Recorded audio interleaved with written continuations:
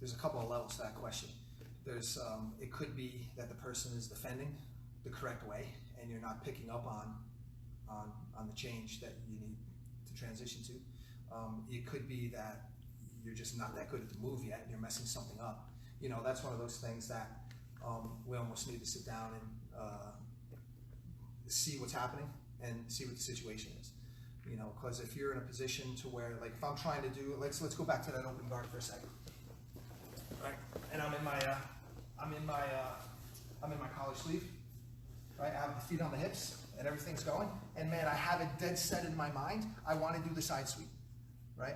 And I want to do the side sweep, but his elbow's in and he's leaning back, right? He's leaning that way, and like I'm not going to get him this way. He's sitting back, because remember when I mentioned we want to get his hips up over his knee? Ooh, get old.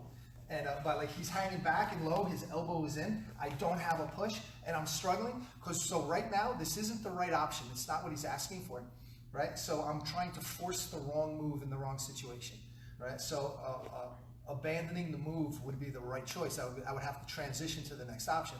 But like sometimes you have to just look and see what is he asking for. Like he's asking me to do something to him. If I don't know what it is, I'm lost, right? He's pulling back, he's low, he's giving me the wide base that way, so he wants me to switch to the collar drag. He's gonna go easy. I like to use the example I like to use the guideline that if I'm working really hard and sweating and really trying to do this thing, then it's not the right answer. I'm doing the wrong move. For me, especially at this point in my life, if I'm butting up against the wall too hard, I'm not going to fight too hard. I like to say I do very lazy jiu-jitsu. If I hit the wall, or if it takes any kind of effort, I'm probably going to switch to something else, because it's probably not the right move anyway, right? So now the question is, can you recognize what you should be doing, right? Do you recognize that transition? Maybe that's a hole in your game. Another thing, when I talk about building systems, when we teach here, we try and build everything systematically. We want systems-oriented skills from every position.